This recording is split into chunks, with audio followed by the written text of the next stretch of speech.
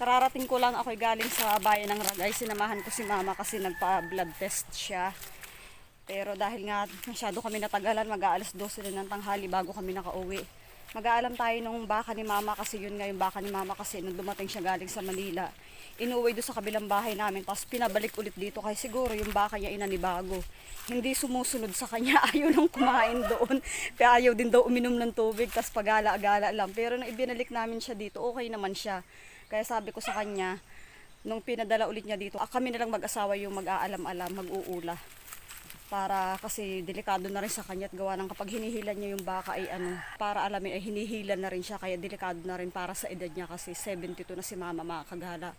Ngayon aalamin natin siya, magluluto ako ng lumpiang Shanghai kasi gusto niya din na mag-food trip ng konti para sa kanyang gusto lang kainin para mamaya. Kaya ipagluluto ko siya ng lumpiang Shanghai, saka meron kaming magluluto na lang ako ng tinola, saka yung isang itik namin kakatayin namin gagawing parang sinangkot sa lang, basta yun yung mga kagala. Ngayon aalamin nga muna natin yung baka. Ito yung baka ni mama nandito. Shoutout kay Ate Wilma at kay Kuya Munti kasi pinayagan niya akong magtali-tali dito ng hayop ng baka ni mama. Wala naman kasing ibang nag-aalam dito. Kaya yun, nakiusap ako sa kanya kung pwede magtali. Pwede naman. Ayan, yung baka ni mama. Lipat natin doon sa kabilang dulo. Doon sa papunta doon kasi doon madamo para makakagala. Sani, halika dito. Sani, halika.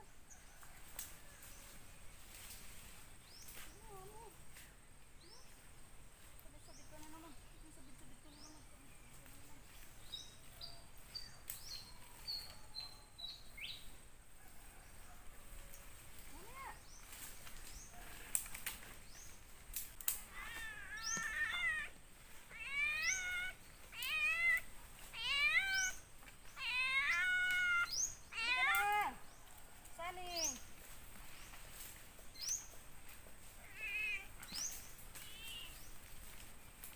Sunod. Ha? Kumain ka na? Ano ba? Si Sunny, laging sumusunod. Mga kagala, maganda dito. Pakita ko sa inyo. Ayan o, overlooking talaga dito. Ayun, kita yung bahay nila nanay Auring at ni Tatay Ruben. Shoutout kay Bingbing, saka kay Ate Jen. Ayun yung bahay niyo, tanaw dito. Tapos ayun mga kagala, yung kalawakan na ay dagat pa rin.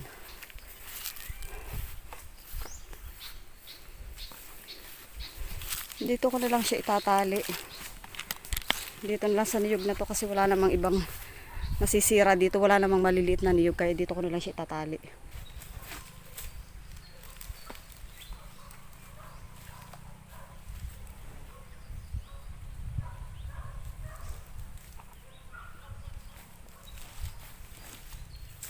Tanyo naman mga kagalang aking puso at ang aking aso, si Soro at si Sunny. Lagi na nakasunod. Bawat pag-aalam ko ng hayop, hindi papayag na hindi rin sila kasama. Ayun na nga yung dagat na yun yung parting nakita nyo parang bulubundukin na yun. Kung hindi ako nagkakamali, siguro sa parting Liboro na yan, yung parang pier doon. Kasi ganun yun mga kagala Iwan ko din laang. Parang naisip ko lang kasi parang pag nasa malapit ka doon, para siyang style 100 Islands. Okay, uwi na tayo mga kagala. Iwan na lang natin dyan si tissue. Mamaya na lang ulit natin aalamin. Okay naman siya dyan, hindi na yung sasabid dyan. Gusto lagi niya doon sa may tagilid na yun, kaya lang hindi nang po pwede kasi baka may tanim dito, saka isa pa tagilid. Baka mamaya masabid lang siya. Di madidisgrasya lang. Kawawa naman si mama, baka imbis na kaya kinuha namin para alagaan bago madidisgrasya pa. Pero gustong gusto niya mga dito. Pag halimbawa maga na lang umay time ako para bantayan siya, hinahayaan kong kumain siya dyan. Pero dahil, ayun na, nagkamot na, okay na naman. Dahil nga tagilid sa kami gagawin ako, pagluluto nga ako ng lumpia, hindi ko siya pwedeng pabayaan dito sa gilid na yan. Sunny! Soro! Sunny! Halika na! Sunny! Halika na, bilis! Sunny! Bilis na! Halika na! Tana! Hindi nagpakita si Jel. Baka siguro gumala. Hindi kasi ako pumunta dito kaninang maaga kasi maaga nga ako umalis. Alas 5 na ako ng umaga umalis para ihatid si mama sa bayan ng Ragay, doon sa bayan namin. Nagmotor lang kami, 30 minutes kung minumotor kasi hindi naman ako mabilis magpatakbo. Kasi mahirap na, syempre, mas mabuti na yung nag-iingat.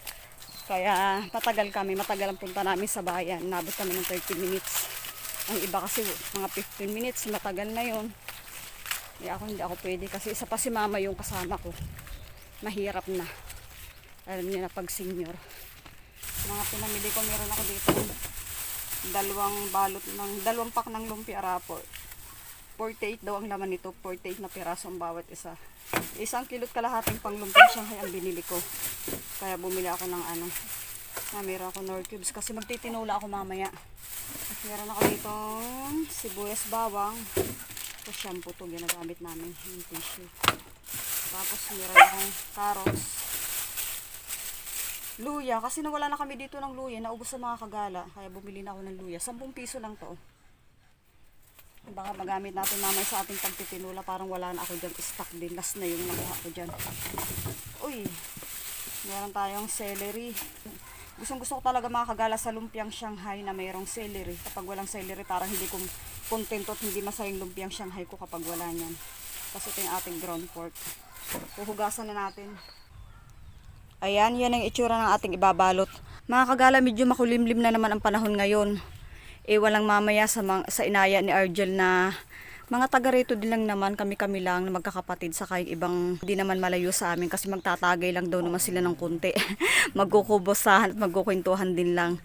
Ayan, makulimlim ang panahon ngayon. Sana hindi siya tuloy-tuloy na umulan. Sana ganyan lang kasi sanay naman kami na kahit pa ganyan ang panahon ay maya-maya okay na ulit ang panahon. At ayan, habang iminamarinate nga natin yan dyan sa ating rekado, tayo magtatanggalan ng ating lumpia wrapper. Ayan kasi hindi pa to hiwa-hiwalay Ayan, gagawin natin ngayon.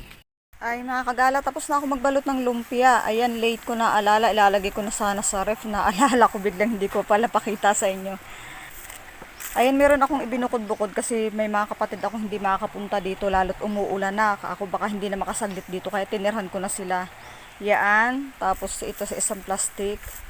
Ito nga sa isang lagayan na ito sa ilalim ay lulutuin namin para mamaya sa aming darating na taga rito din lang, aming mga kapatid din lang na iba sa kay mga pamangkin. Okay, yun lang mga kagala. Dito ko natatapusin na aking vlog. Maraming salamat sa pagdaan, sa pagtambay at sa oras ng inyong ibinigay. Thank you for watching mga kagala. Ayun na si Daddy. See you in my next vlog. Bye-bye. Ayun ang birthday boy. Belated happy birthday D. Talaga nagpilit lang siya maglambing. Natatagay doon ng kaunti kaya pinagbigyan ko na. Okay, yun lang mga kagala. Bye!